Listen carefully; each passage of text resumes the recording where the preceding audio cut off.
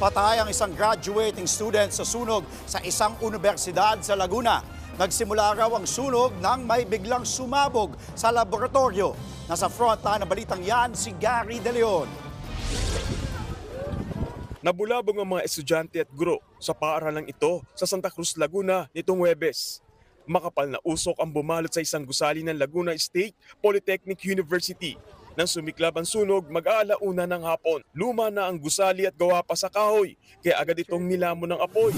Nagtakbuhan ng mga estudyante at nagbayanihan para agad maapula ang apoy. Nakarinig raw ng pagsabog ang ilang estudyante sa biology laboratory bago ang sunog. Mga kasamahan namin dito sa LSPU, agad silang rumisponde, pero dahil sa malakas na pagsabog at mabilis na pagdaloy ng apoy ay hindi na nakayanan ng aming mga fire extinguisher.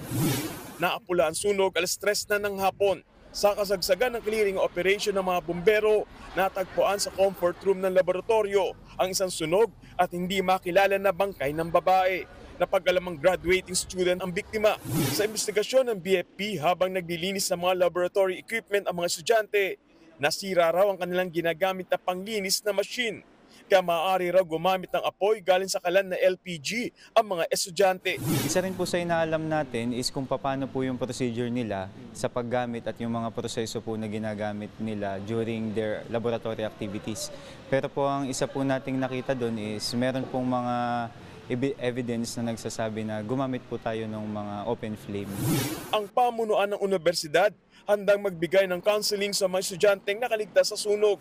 Sa ngayon, sarado muna ang main campus ng LSPU habang isinasagawa pa ang investigasyon ng BFP. Maaari naman daw maging online ang klase ng mga estudyante habang naghihintay pa kung kailan sila maaaring bumalik dito sa universidad. Nagbabalita mula sa Frontline, Gary De Leon, News 5. Mga kapatid, Andre Felix po. Iba na ang may alam at may pakialam sa panahon ngayon.